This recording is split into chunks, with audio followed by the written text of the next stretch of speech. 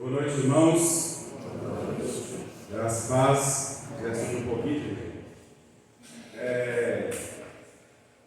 Nosso irmão Ei, que está hoje ministrando aqui juntamente com os irmãos, mandou a notícia lá para nós agora no grupo, agora à tarde, que não poderia estar aqui porque os seus filhos estão doentes e um deles talvez teria necessidade de levá-lo ao hospital. Então, nós iremos hoje estar aqui, não improvisando, eu não acredito em improviso, para quem serve a Deus, era para nós estarmos aqui, cultuando, adorando o Senhor. Eu vou pedir a minha esposa que esteja dirigindo a oração a eles agora, e aos filhos dele, que não puderam estar aqui essa noite. Então, está gravando, né? Então, nós estaremos orando por você, meu querido, sua família e seus filhos. Senhor, nós apresentamos ao Senhor a família dele, a Ana, os filhos, o pai. Meu Deus, nessa dificuldade que você está passando agora, a enfermidade, nós acreditamos que Deus que cura, Pai, Deus que quer dar solução, Deus que traz o remédio certo, o médico certo, Pai, e que as crianças possam serem estabelecidas em sua saúde, através das suas mãos, conforme o teu desejo, Pai. Ajude-os como pais nesse momento, Deus, e abençoe grandemente a tua família. Nós oramos agradecidos em nome de Jesus. Amém. Irmãos, eu sou só conselheiro de louvor, não sou tocador. Se eu errar, vocês continuam louvando a Deus. Tá? Não parem de adorar, porque o violeiro aqui vai dar umas vaciladas. Amém? A Bíblia diz assim, olha. Respira fundo aí. Maravilha, né? A Bíblia diz que todo ser que respira, louve ao Senhor. Então adore ao Senhor em espírito e verdade, como foi dito aqui essa noite já. Digno de glórias e louvores, levantemos nossas mãos, te adoramos, ó Senhor. Digno de glórias e louvores,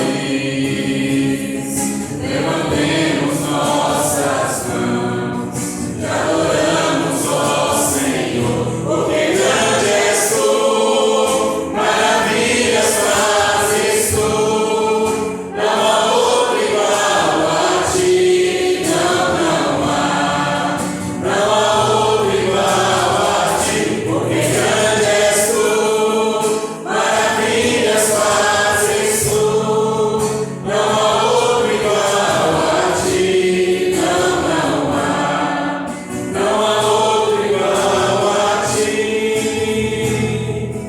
Digno de glórias e louvores, levantemos nossas mãos, te adoramos, ó Senhor. Digno de glórias e louvores, levantemos nossas mãos, te adoramos, ó Senhor. Porque grande és tu, maravilhas fazes tu, não há outro igual a ti, não há outro igual a ti. Porque grande és tu, maravilhas fazes tu, não há outro igual a ti, não há outro igual a ti.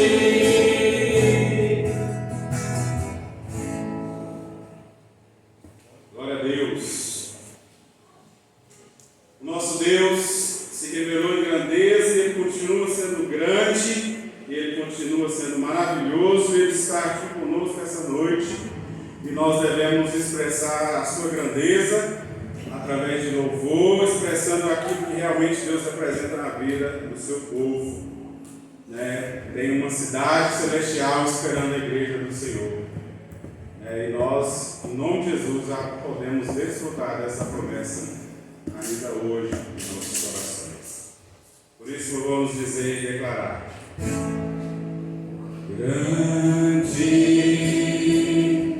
é o Senhor e os dignos de louvor. Na cidade do nosso Deus, seu santo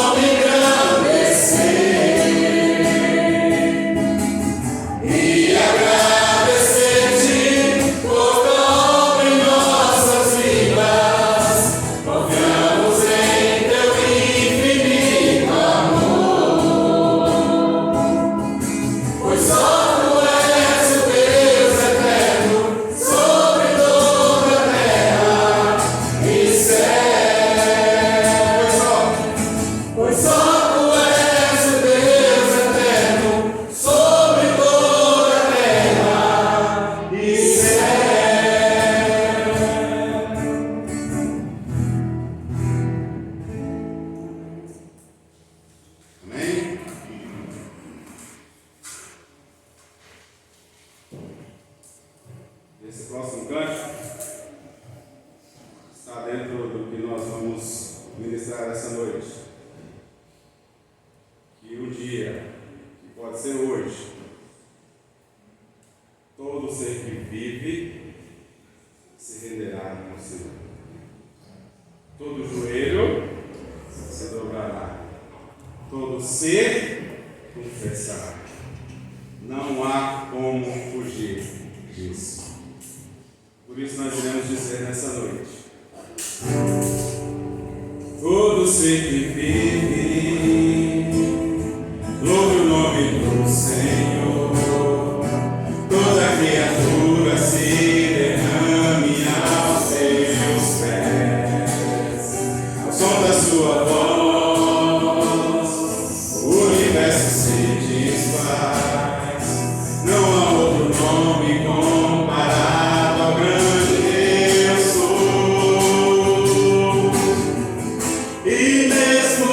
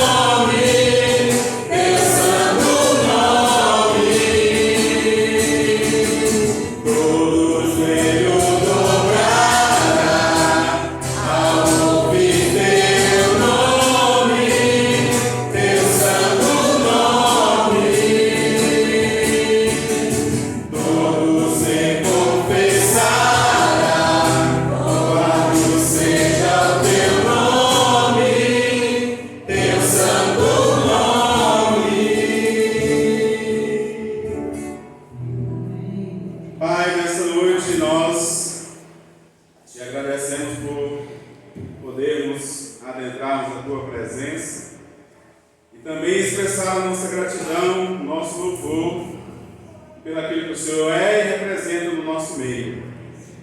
Que o Senhor, ó Deus, continue a falar conosco nesta noite. Em nome de Jesus. Amém.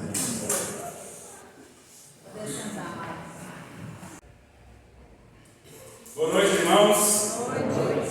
Que a graça e a paz do nosso Senhor Jesus esteja com cada um de nós, hoje e para todos sempre. Amém. Amém. Convido os irmãos para estarem abrindo as suas Bíblias em 2 Tessalonicenses, segunda carta de Paulo aos Tessalonicenses, capítulo 1.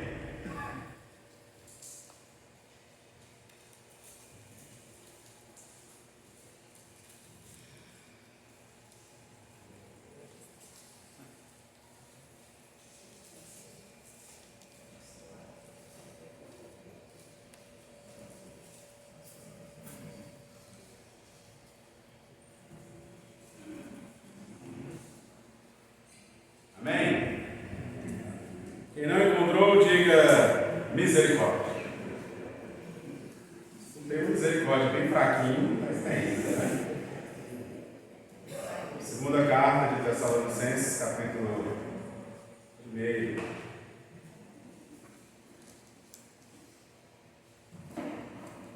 Deixe suas Bíblias abertas. Iremos ler. Pregar um sermão expositivo em cima desse texto.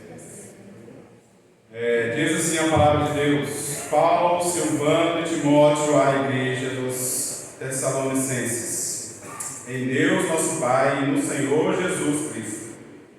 Graça e paz a vós outros da parte de Deus, Pai, e do Senhor Jesus Cristo. Irmãos, cumpre-nos dar sempre graças a Deus no tocante a vós outros, como é justo, pois a vossa fé cresce sobremaneira e o vosso mútuo amor de uns para com os outros vai aumentando, a tal ponto que nós mesmos nos gloriamos de vós nas igrejas de Deus, à vista da vossa constância e fé em todas as vossas perseguições e nas tribulações que suportais, sinal evidente do reto juízo de Deus, para que sejais considerados dignos do reino de Deus, pelo qual, com efeito, estáis sofrendo, se de fato é justo para com Deus que Ele dê em paga tribulação aos que vos atribulam. E a vós outros que sois atribulados, alívio juntamente conosco, quando do céu se manifestar o Senhor Jesus com os anjos do seu poder, em chama de fogo, tomando vingança contra os que não conhecem a Deus e contra os que não obedecem ao Evangelho de nosso Senhor Jesus. Estes sofrerão penalidades de eterna destruição, banidos da face do Senhor e da glória do seu poder, quando vier para ser glorificado nos seus santos e ser admirado em todos os que creram naquele dia, porquanto foi crido entre vós o nosso testemunho.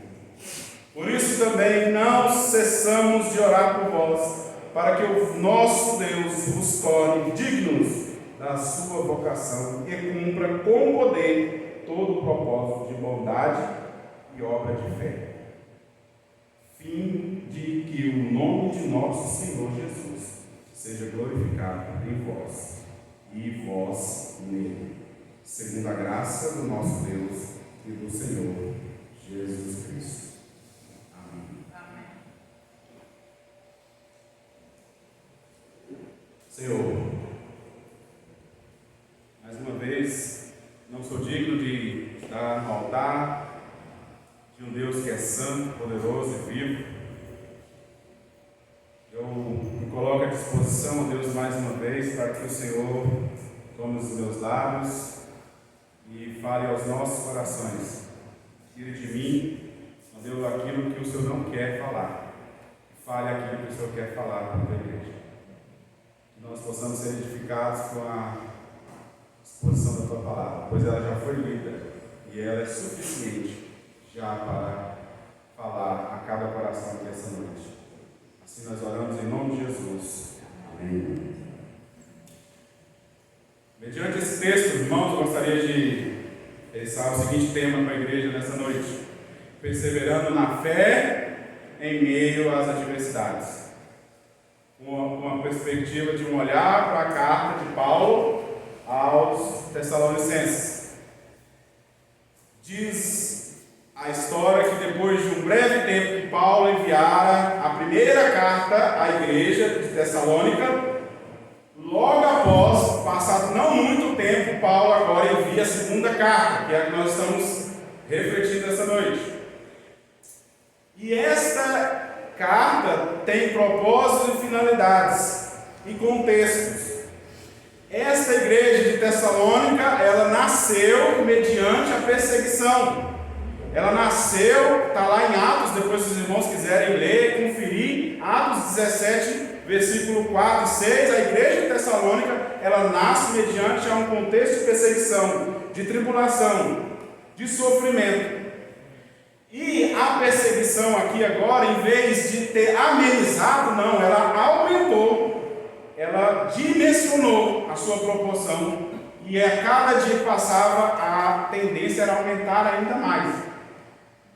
Na primeira carta de Paulo, ele vai tratar de alguns aspectos da vida futura da igreja, da situação dos que já morreram, está lá, depois os irmãos leram, 1 Tessalonicenses capítulo 4, versículo 13 ao 18, ele está tentando, na primeira carta, mostrar para os irmãos que aqueles que já morreram já estão em Cristo, e também a maneira da segunda vinda, que Cristo voltará.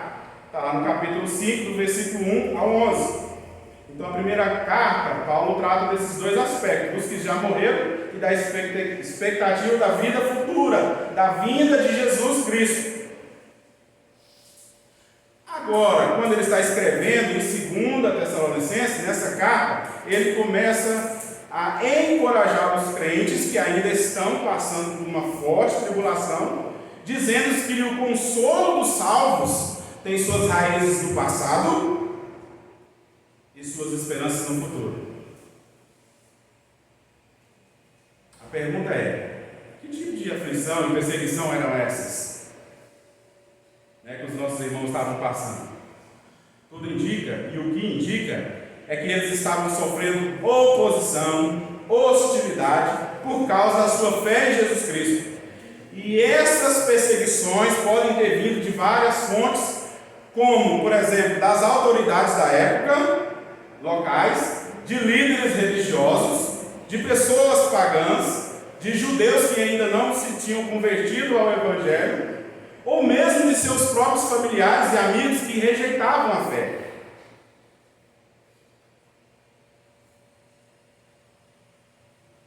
Tais perseguições que pode se contextualizar ainda hoje. E além disso, a igreja de Tessalônica também estava enfrentando a questão dos falsos ensinamentos e distorções da mensagem do Evangelho, que Paulo vai mencionar isso no capítulo 2, versículo 1 ao 3, onde ele alerta a igreja sobre os falsos mestres que estavam ensinando coisas contrárias à verdade do Evangelho. Irmãos, esses falsos ensinos, esses falsos ensinamentos, é o que estava causando divisão e fraqueza na fé da igreja. Uma igreja que não prega a verdade, ela se enfraquece. Uma igreja que não ouve a voz do Evangelho, a sua fé enfraquece, se esfria. E era isso que estava acontecendo na igreja de Tessalonicenses, no contexto de 2 Tessalonicenses.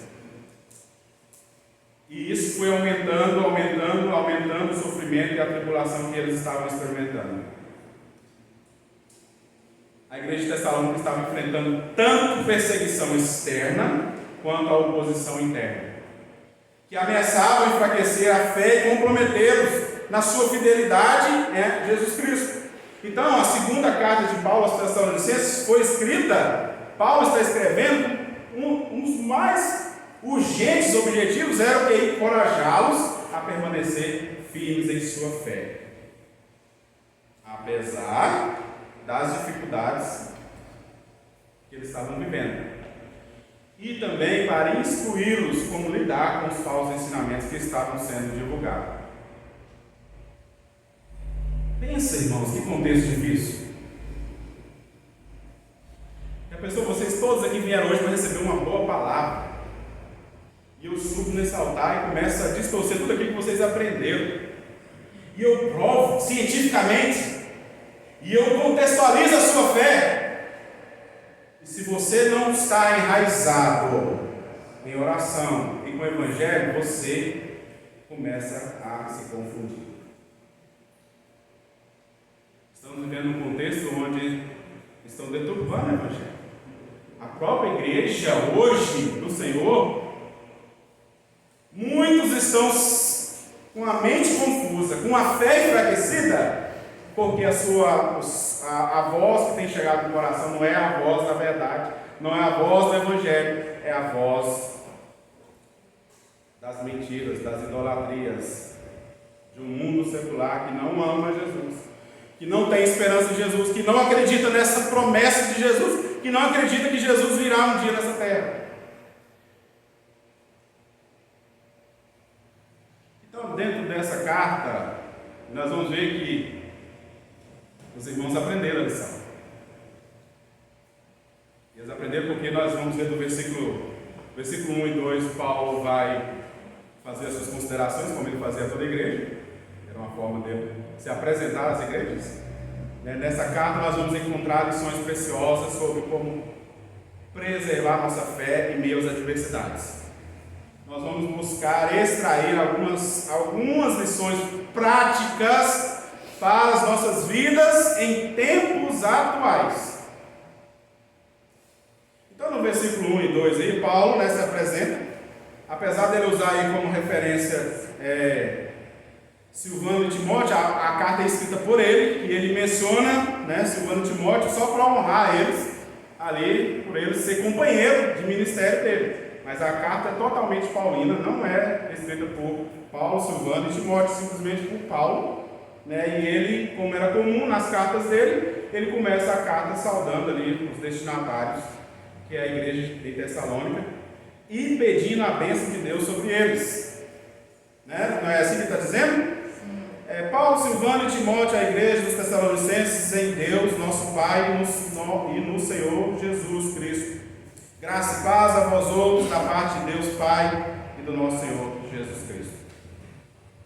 Então ele faz a sua saudação. O que é que nós podemos aprender? A primeira lição que nós podemos extrair, prática para as nossas vidas nos dias atuais, com um olhar para a 2 Tessalonicenses capítulo 1. Primeira coisa que eu aprendo, e eu gostaria que nós aprendêssemos essa noite, é que nós precisamos viver pela fé em Cristo para suportar as aflições e adversidades. Paulo começa a sua carta, no versículo 3 agora, ele já vai falar, ele começa elogiando a perseverança dos Tessalonicenses em meio à tribulação. Ele se alegra, Paulo está não exortando os irmãos, mas está se alegrando com uma igreja que persevera em meio às adversidades, às tribulações, às aflições do coração. Paulo, ele está alegre ao ouvir que a fé deles está crescendo cada vez mais, apesar das perseguições e aflições que eles estavam enfrentando. Irmãos, cumpre-nos dar sempre graças a Deus no tocante a vós outros, como é justo, pois a vossa fé cresce sobremaneira. Ele não está exortando, ele está reconhecendo a fé da igreja. Na primeira carta de Paulo, depois vocês leiam, na primeira carta de Paulo, sabe o que Paulo faz? Paulo ora para que a fé dos Tessalonicenses seja aperfeiçoada. Está lá em 1 Tessalonicenses 3,10. E agora, na segunda carta, Paulo já está agradecendo. Na primeira estava num contexto, e na segunda já são outros crentes. primeira, Paulo já foi lá e injetou a palavra de Deus deles. E agora na segunda, eles já estão fortalecidos. Lá em 1 Tessalonicenses 3,10, Paulo orava para que a fé deles se fortalecesse. E agora ele está dizendo aqui, olha, pois a vossa fé cresce sobremaneira. E o vosso mútuo amor de uns para com os outros vai aumentando.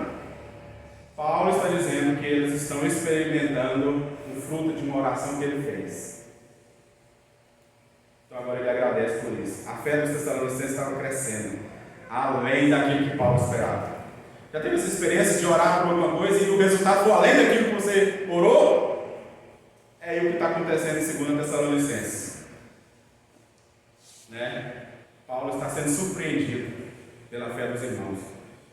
Tem um teólogo que chama, ele me perdoe se ele um dia ouvir isso, eu não sei falar o nome direito, Warren Wiersbe, né? Hernandes Dias Lopes usa muito esse autor, né, nos livros dele. Diz que a fé ela é como um músculo, como os músculos, e ela precisa ser exercitada para se fortalecer. Uma fé que não é testada não pode ser forte. É uma Tati? Temos aqui o, né, Tiago, os personagens aí da igreja. De olhar para o evangelista gordinho e tal, ajuda, né? Então ele faz essa analogia. Irmãos, uma hora ou outra nossa fé vai precisar ser exercitada. E da primeira carta para a segunda, os irmãos exercitaram a sua fé. Gente morrendo, gente sendo perseguida, gente passando tribulação, gente passando por angústia, e agora a fé deles está fortalecida. Paulo também vai mencionar, né, o amor mútuo em pleno crescimento, como ele aqui fala. Olha, duas coisas que chamam a atenção de Paulo: é a fé dos irmãos de Tessalônica, da primeira para a segunda carta, e o amor. Cresceu, irmão. Novamente, isso é uma resposta de oração de Paulo. O que nós falamos hoje na escola dominical? Tudo começa com o quê? Oração. Tudo na nossa vida começa com oração. Paulo está colhendo os frutos da oração pela igreja. Paulo está vendo o povo morrendo, mas com fé, não desistindo de Jesus. Está morrendo, está sendo perseguido, tem tribulação, tem doença, tem enfermidade, problema financeiro, casamento, não importa. A fé está aumentando porque ela está sendo exercitada, e a fé está produzindo amor às pessoas. E isso é a resposta da oração que está lá em 1 Tessalonicenses 3:12, de Paulo, quando ele estava orando para os Tessalônicos lá na primeira carta. O que nós aprendemos com isso? O sofrimento, em vez de tornar os crentes de Tessalônica amargos, indiferentes, fê-los ainda mais abundantes no amor recíproco. Tribulação, angústia, não mata a igreja, não diminui o amor, não enfraquece a fé. Apesar de todo aquele contexto difícil, os irmãos estavam crescendo em fé e em amor recíproco. Porque as lutas os fizeram entender que o amor é a marca do discípulo verdadeiro, que o amor é o maior dos mandamentos, que o amor é a síntese da lei, e que sem amor não há cristianismo autêntico. Eles entenderam isso. E foi de que jeito? Uma vida boa? Dor, sofrimento. Sofrimento não mata a igreja. Sabe por quê?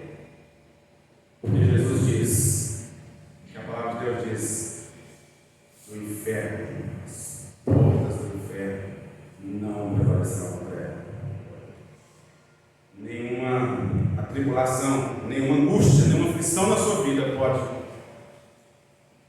te matar, se você tiver a fé e exercitar a fé no amor que os irmãos de Tessalônica estavam vivendo. No versículo 4, nós encontramos duas palavras difíceis para qualquer época, que é a palavra que nós estamos mais falando essa noite. Versículo 4 diz: a tal ponto que nós mesmos nos gloriamos de vós nas igrejas de Deus, à vista da vossa constância e fé em todas as vossas perseguições e nas tribulações que suportais. Duas palavras que são difíceis para toda época. Ninguém quer passar por tribulação, ninguém quer passar por perseguição. Nós somos muito abençoados, nós vivemos, entre aspas já, viu? Entre aspas. Não temos perseguição. Quando eu falo entre aspas, porque ela está batendo a porta já. Talvez seja esse um dos motivos que Deus está falando conosco nessa noite. Porque o dia que ela chegar, ela revelará. A tribulação e a angústia revelará quem é a igreja do Senhor. Quem são os crentes. A tribulação não mata a igreja, revela quem a igreja é. A tribulação e a angústia não mata a igreja, ela desperta a igreja. Ela faz a igreja levantar. Lembra de Atos? Nossa, que maravilha! Pão, comunhão, partir do pão, Alexandre vendendo tudo que tem, dando para mim, porque eu estou com necessidade, aquela comunhão gostosa que todo mundo fala, essa igreja não existe mais. Tá muito bom, peraí, vamos estourar uma perseguição aí, porque vocês spamam, porque senão vocês vão ficar só nesse mundinho aí.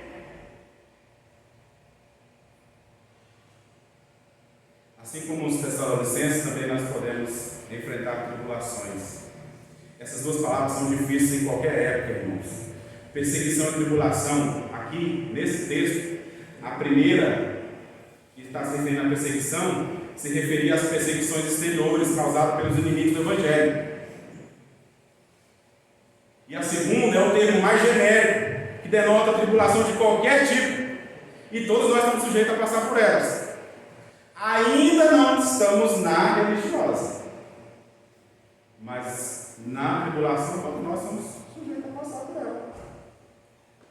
Ou seja, a igreja de Tessalônica floresceu vigorosamente no meio da tempestade. Os crentes sofreram ataques e pressões sem perder a alegria, porque exercitavam sua fé, porque viviam no amor recíproco, porque em vez de endurecer o coração, amolecia o coração deles. E tem prova que faz isso com a gente. Tem tribulação que nos tira da zona de conforto. Tem tribulação que faz o crente despertar para caminhar. Então, meus irmãos, assim como os Tessalonicenses, também nós podemos enfrentar tribulações, perseguições em nossa caminhada de fé. No entanto, nós precisamos perseverar na fé, como os irmãos aqui, sabendo que Deus está conosco em todas as circunstâncias.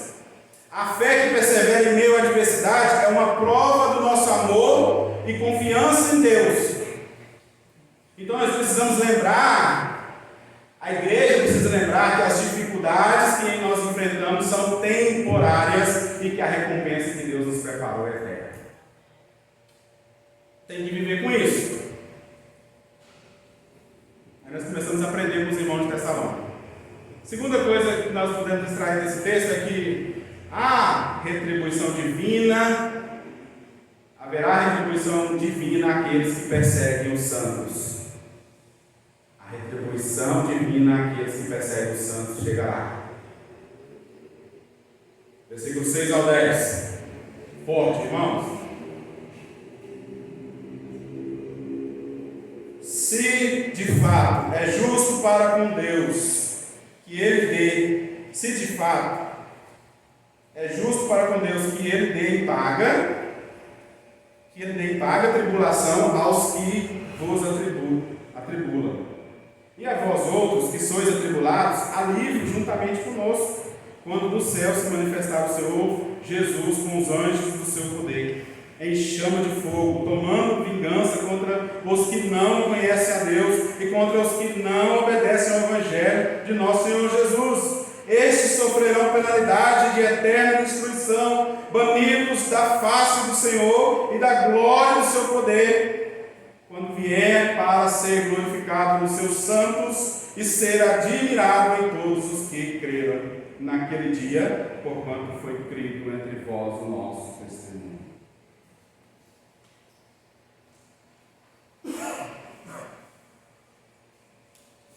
Paulo continua sua carta falando sobre a justiça de Deus na vindicação dos seus santos. Essa é uma mensagem que tem que fortalecer a igreja na sua tribulação.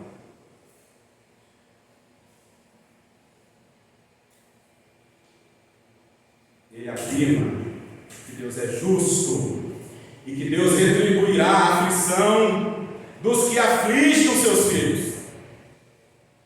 Paulo descreve o julgamento de Deus como um fogo ardente que trará alívio para os cristãos perseguidos e punição para os ímpios. Ele enfatiza que aqueles que não conhecem a Deus e não obedecem ao Evangelho de Jesus Cristo serão punidos com a destruição eterna. Essa mensagem estava no coração dos Tessalonicenses. Porque não tem outro recurso, irmãos. Que sentido tem você estar aqui essa noite se você não acreditar nisso? Se amanhã estourar uma guerra, uma lei que proíba nós, como já estamos sendo proibidos, amordaçados, como eu coloquei hoje no grupo, se falar de determinados temas, somos processados, somos obrigados a falar, e quando Satanás pega o que é sagrado, ele brinca com o mundo e eles não são punidos. Os irmãos morriam, os irmãos eram torturados, os irmãos eram humilhados, mas nada podia separar eles do amor de Deus. Por quê? Porque a fé estava sendo exercitada, porque havia amor deles, porque eles sabiam, pela voz de Paulo, que era a voz de Deus para eles não ficaram impunes. Quem fala isso não mente. Quem fala que os nossos inimigos, se não se arrependerem, serão punidos, não mente. Não se prega mais sobre o céu. Não se prega mais sobre o inferno. Mas ele está aí operando, reinando. Eu não assisto a festa da carne. Mas nas redes sociais está aí. Uma escola de samba fez um enredo com debochando da igreja. Alguém foi processado? Será que alguém foi processado? Usando o sagrado, debochando descaradamente. E aí a minha reflexão é: e eu como igreja, o que estou fazendo?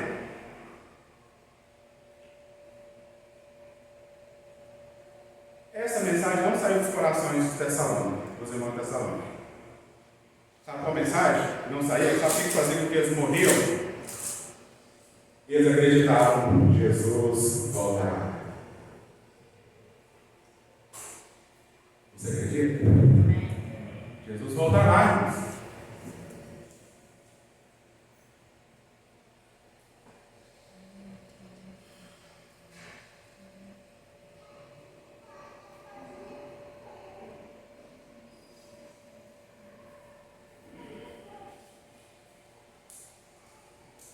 Quando eu estava preparando a mensagem hoje,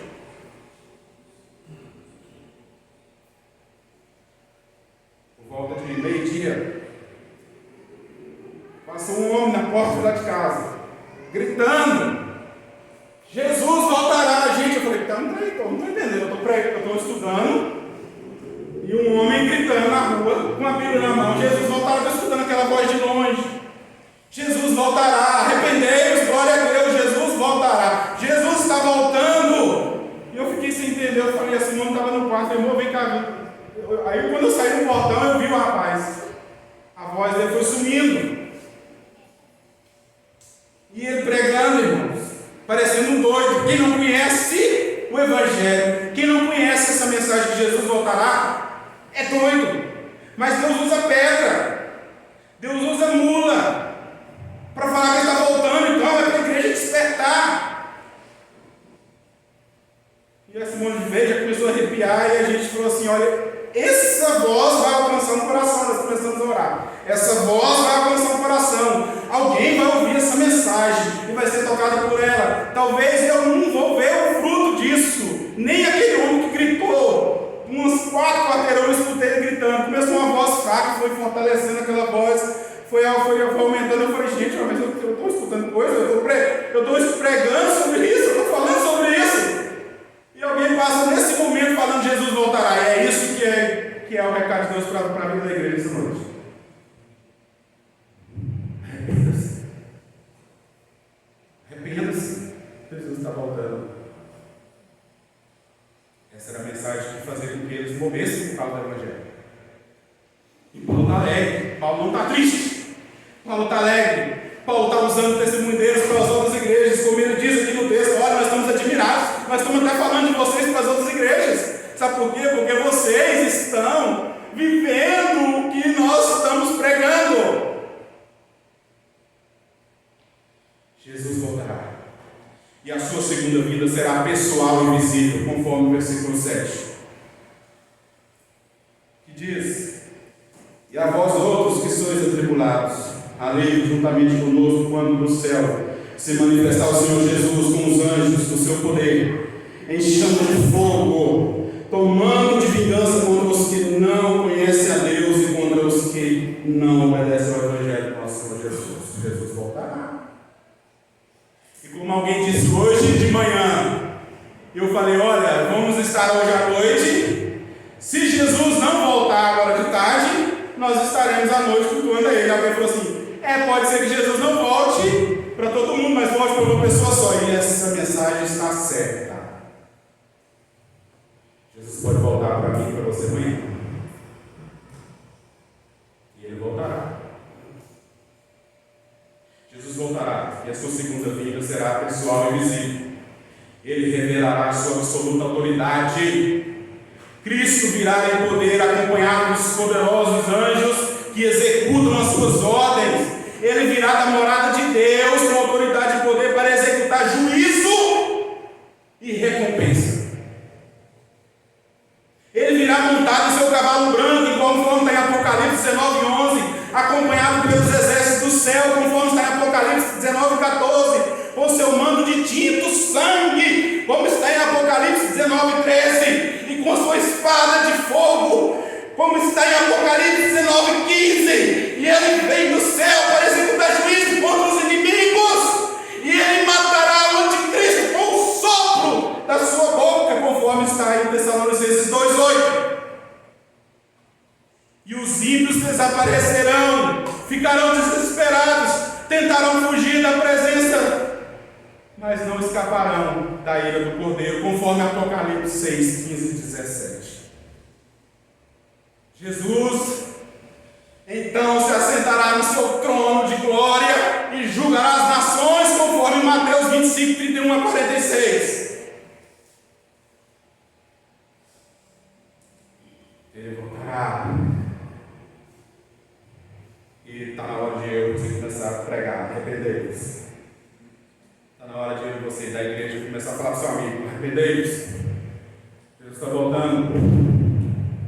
Arrependei-vos. Jesus está voltando. Ele quer te salvar.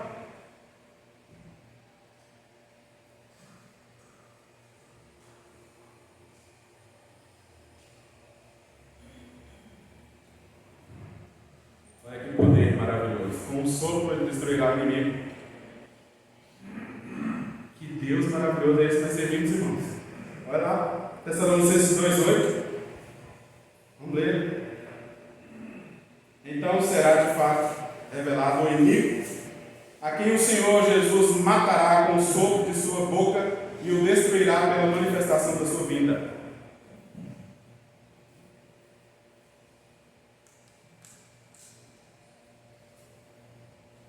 Essa passagem nos lembra que Deus é justo e que a justiça dele prevalecerá no final dos tempos. Precisamos lembrar que Deus não deixará impune aqueles que perseguem os seus filhos. No entanto, também precisamos lembrar que Deus é amor e Ele deseja que todos sejam salvos. Precisamos orar por aqueles que nos perseguem e compartilhar a mensagem do Evangelho com eles, para que possam conhecer a verdade e ser salvos da destruição eterna.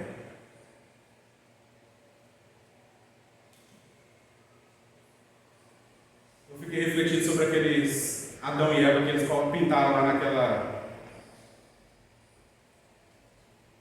naquele festa da carne, aquela escola de samba que eu não vou nem falar o nome. Colocaram Adão e Eva como um demônio, colocaram uma personagem lá, zombando do Pai, do Filho e do Espírito Santo.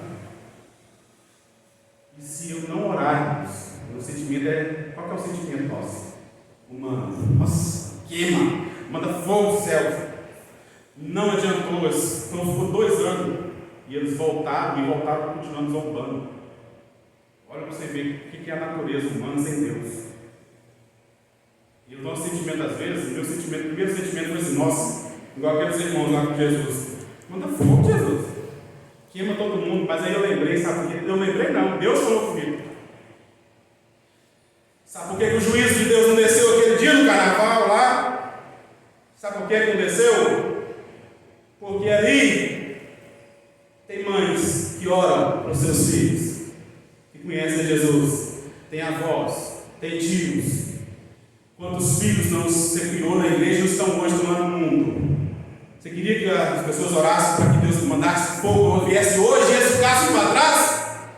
Não, Deus muitas das vezes não executa o seu juízo agora. Sabe por quê? Porque tem mães gemendo, chorando por causa dos seus filhos, pais morrendo porque o seu filho está em pecado e ele sabe se ele morrer daquele jeito, ele vai para o inferno.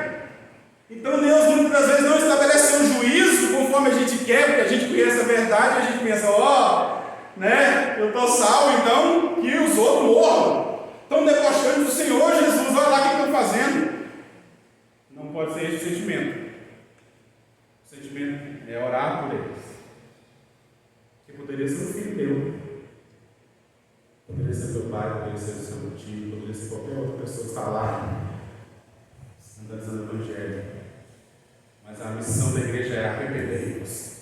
Pega o Evangelho, diga que Jesus ama.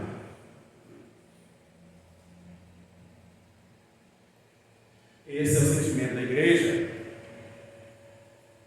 E nós temos que nos prepararmos, porque as perseguições estão chegando. Sutilmente estão chegando.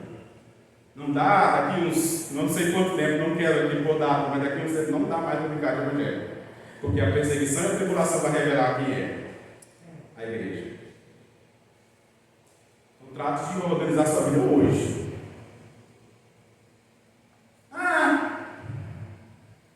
Olha para Jesus. Terceira e última coisa que nós aprendemos com essa carta. Versículo 11 e 12. Meu óculos, chega logo. Por isso também não cessamos de orar por vós, para que o nosso Deus vos torne dignos da sua vocação e cumpra com poder todo o propósito de bondade e obra de fé, a fim de que o amor de nosso Senhor Jesus seja glorificado em vós e vós nele, segundo a graça do nosso Deus e do nosso Senhor Jesus Cristo. Terceira coisa que nós aprendemos com essa carta é que a intercessão ela é um instrumento de encorajamento dos santos. Por que você não vem orar na igreja? O que é mais prioritário na sua vida? Por que não está tanto de gente aqui na igreja terça-feira? E ainda faltou, né? Gente aqui hoje.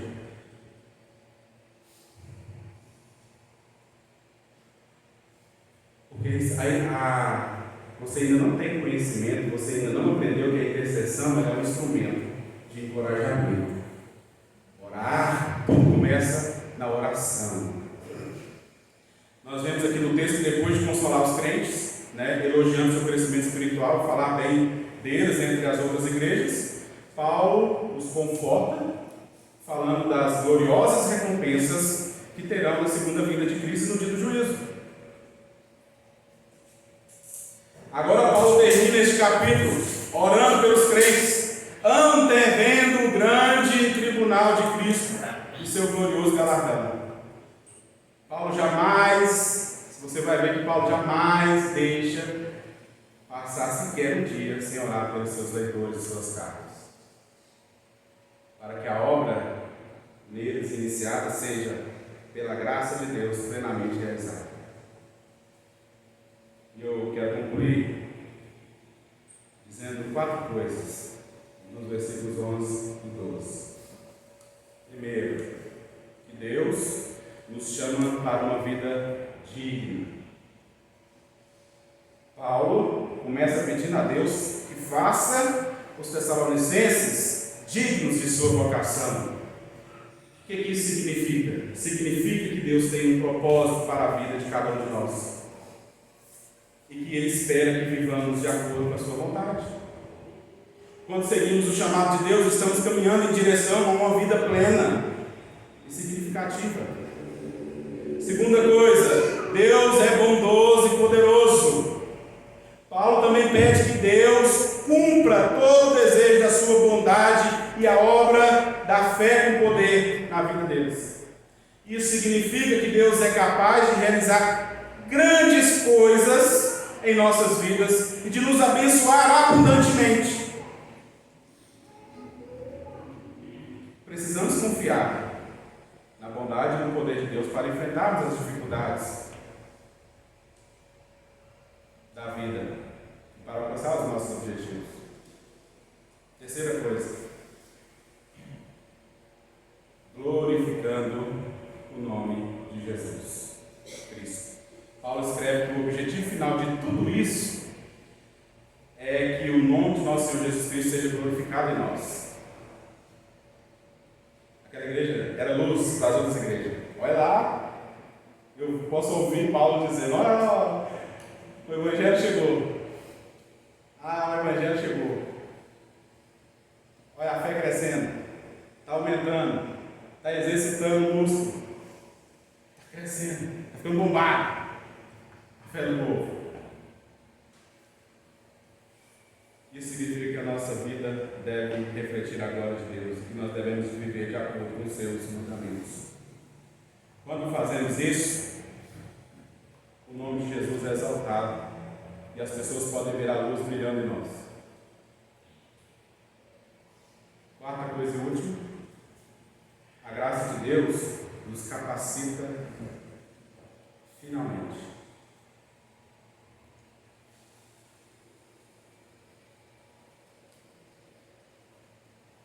Paulo enfatiza aquilo que nós já sabemos. Tudo é possível graças à graça. Tudo é possível graças à graça de nosso Senhor Jesus Cristo. A graça é um presente, irmãos, que recebemos de Deus e nos capacita a viver de acordo com a sua vontade. Então nós precisamos nos lembrar sempre de que é por meio da graça de Deus, sempre é por meio da graça de Deus que nós somos salvos e que podemos viver uma vida que glorifique o seu nome. Eu tenho certeza hoje que aquela voz daquele homem gritando na rua alcançou o coração. Ferveu o meu?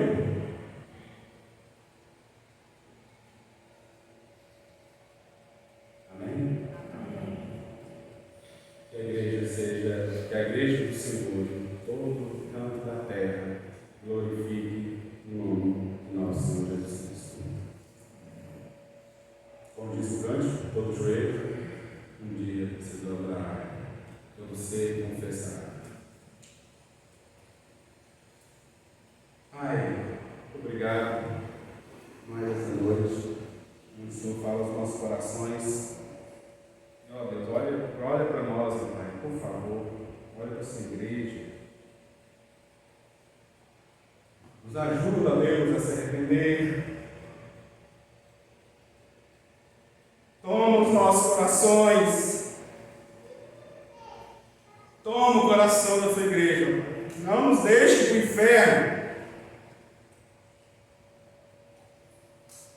Nós não merecemos a sua graça. E o Senhor sabe disso. Não nos deixa presos, ó Deus, no pecado. pecado. Liberta-nos, ó Pai. Em nome de Jesus. Ajude-nos a exercitar a fé que o Senhor pôs e colocou e plantou no nosso coração. Ajude-nos a amar, ó Deus, com o amor que o Senhor nos amou aos nossos irmãos.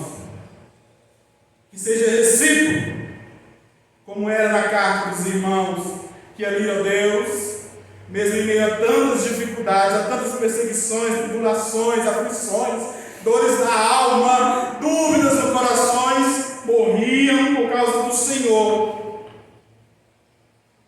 Eu talvez seja o maior dos pecadores, ó Deus, porque ainda estou no altar do Senhor. Então, Deus, nos ajude, em nome de Jesus, a confessarmos e nos arrependermos diante de Ti, para não sermos surpreendidos como as virgens que não vigiaram. Ó Deus, ficaram. Que a Sua palavra encontre os nossos corações nessa noite, que ela produza frutos dignos de glória e honra ao Senhor. Em nome de Jesus que nós oramos. Amém.